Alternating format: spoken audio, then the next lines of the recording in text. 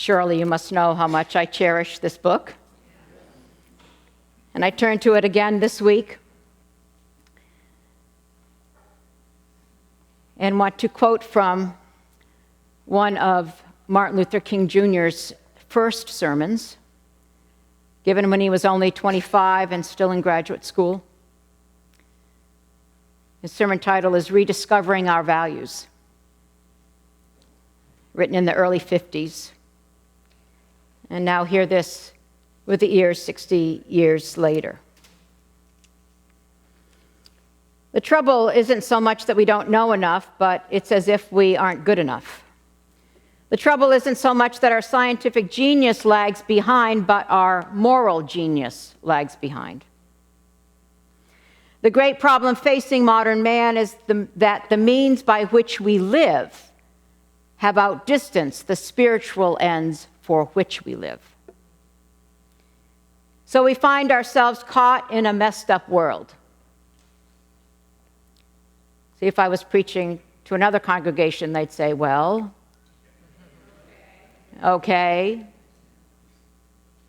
The problem is with man himself and man's soul. Let's be more inclusive. The problem is with people and people's souls. We haven't learned how to be just and kind and honest and true and loving, and that is the basis of our problem.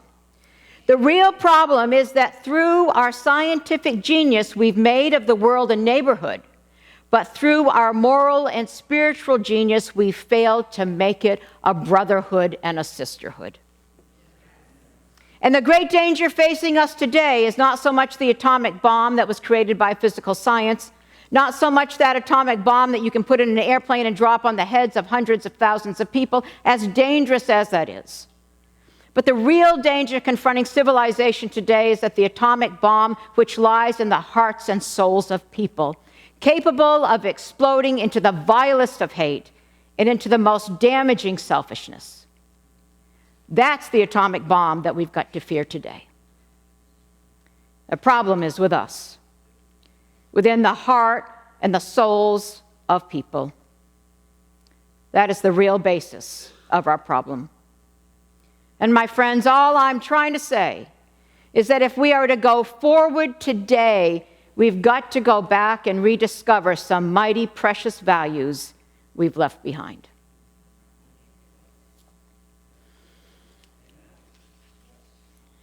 Here we are, 60 years later. The real problem is that though our scientific genius, we've made the world a neighborhood. With our spiritual and moral genius, we've failed to make it a brotherhood and a sisterhood. King was preaching into polarizing times. Yes, they looked a little different than today, but the cost was very high. And that's why in this Epiphany we've been trying to talk about spiritual tools. Today the tool is adventurous civility. Adventurous civility faces and honors the difficulty and the complexity of what it means to be human. It doesn't put diversity as a label or put it on a pedestal. It faces the messiness of diversity, the long-term patience that it takes to live well together. And in adventurous civility, it's about creating new possibilities for living forward while being different and even continuing to hold profound disagreement. The goal is not to all think alike, because that's not going to happen anyway. The goal is not to all agree. It's like that theological mandate that says, in essentials, unity. In non-essentials, liberty. In all things, charity. America Ferrera, the Honduran actress and activist, says, I am deeply convinced that change must be relationship-centered. We don't create change purely on the basis of the content of a policy. We don't create change purely on the basis of winning an argument or even winning a particular vote at a given time. Change has something to do with who we're going to be together as a human family. And that, beloved community, is at the basis of everything right now. Change must be relationship-centered.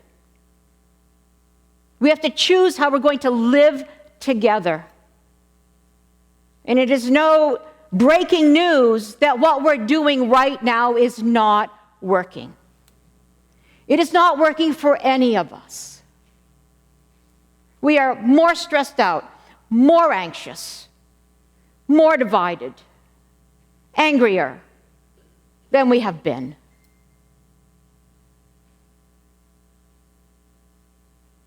And it's so tempting to blame others for the polarizing times that we're in. So easy to point the finger at others for the situation in which we find ourselves.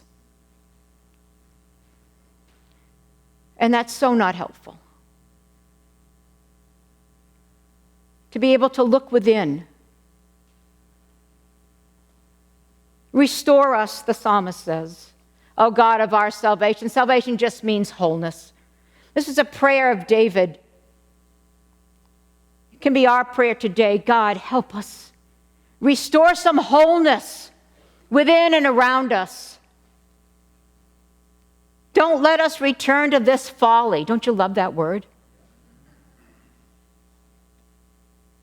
Surely God's wholeness is near to those who walk with God, because mercy and truth have met together, righteousness and peace have kissed. Mercy and truth met together. Wow. Mercy which combines compassion and forgiveness. Mercy which tends to the wound in our opponent, but not by ignoring the truth. By facing the truth, by speaking truth to power, by accepting what is, heading on in, but in that spirit of mercy. What would it be like, instead of arguing with someone, if I thought first, how can I tend to the wound in you and you tend to the wound in me? Because clearly we're wounded if we're acting this way. Peace and righteousness, which is really justice, peace and righteousness kiss. Peace and righteousness, affection, intimate, because you can't have peace without justice. Because if you do, you just reduce justice to laws, and peace is like the absence of conflict, and it's way deeper than that. Righteousness is about being in right relationship with one another, and when we are, then there is peace.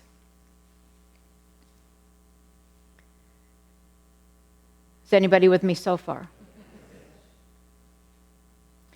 We've moved so far away from some of our deepest needs as human beings to connect, to be in right relationship, to be empathic.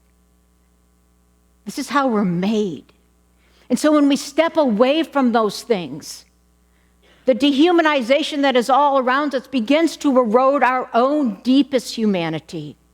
And if you're wondering why you feel the way you do sometimes when you turn on the news, that's why. Because we're not seeing each other as humans anymore. Humans with dreams and aspirations and hopes. Humans who long to be more than anything deeply connected to one another. Not through a text. Not through the internet. But to real live people with bodies in front of you and in front of me. We need to regain an imagination of how we can move forward and what it could look like. A moral imagination. I came across a speech by President Obama from 2011. That speech that he gave in Arizona after Gabby Gifford was shot. Remember that? His speech in Tucson was a personalized eulogy, and he mourned the dead, which were many, as individual heroes. He gave hope to those struggling for their lives. He lifted up heroism and sacrifice, and he made it real. I remember hearing that speech and feeling like he was like a pastor or a rabbi talking to their congregation as he talked to the entire nation. And he says this: as we discuss these issues, let each of us do so with a good dose of humility. Rather than pointing fingers or assigning blame, let's use this occasion to expand our moral imaginations, to listen to each other more carefully, to sharpen our instincts for empathy, and remind ourselves of all the ways that our hopes and dreams are bound together. We recognize, he said, our own mortality, and we are reminded that in the fleeting time we have on this earth, what matters is not wealth or status or power or fame, but what matters is how well we have loved. This is the President of the United States saying this in 2011.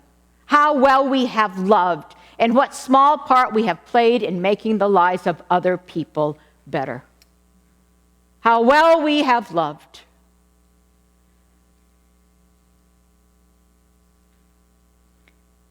Obama was speaking to a nation in mourning, a people tired of the vitriol, a country stretched to what we thought was the polarized limits. And he was calling us into a different relationship with our government, with politics, but more profoundly with one another. And let's talk some real truth here, with mercy right alongside.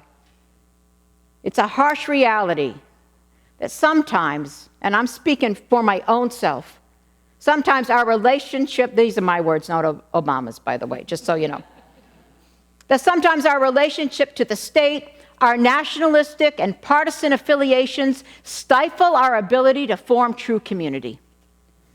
Our allegiances divide us rather than unite us, pull us more than an arm's reach from the teachings of Jesus, which we say we want to follow. Because how we treat one another in the public sphere, on the internet, and in the realm of politics and economics is not exempt from how we are called to be as followers of Jesus. I know I've gone from preaching to meddling, right? I confess completely, I am most unchristian when it comes to my relationship with the government. It's as if I never read a gospel story. I admit there are politicians I love to hate. And I don't mean hate in my heart. You know what I mean. Because I know I am not alone in this room. Certain people just begin to speak and I can think of nothing good to say. And it's easy for me to slip into an unbridled criticism that is not only unbecoming to me as a person, but antithetical to the principles I say I embrace. And that's just the truth. And I need to repent of that. Somehow we take politics and we put it in a special category. Well, our real values don't apply over here. We kind of do that with sex, too. Oh, come on. Really, people. I've been around the block, okay?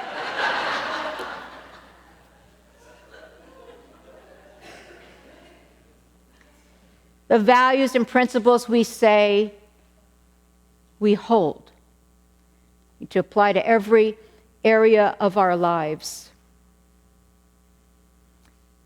I would never malign someone because they held a different faith than me. That would be antithetical to my beliefs. Then why would I malign someone of a different political persuasion? What is that? Why is our relationship to the state or to the government or to our country so charged? I know there are many reasons.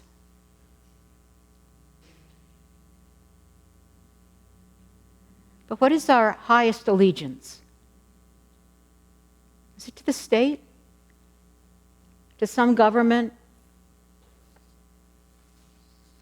Or is it to God and people?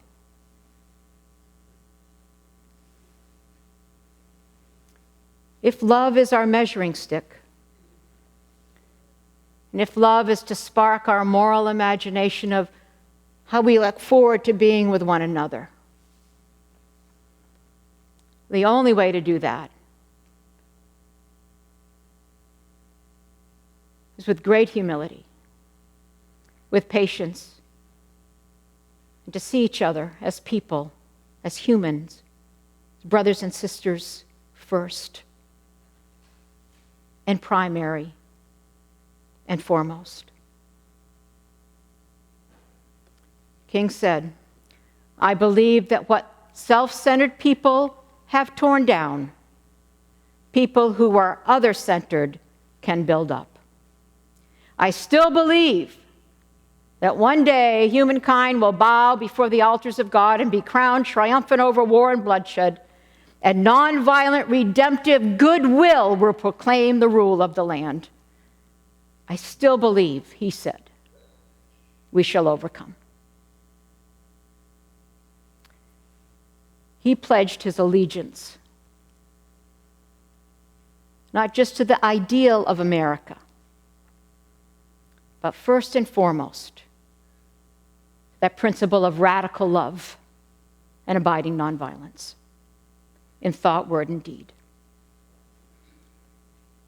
So let us heed his words 60 years plus later.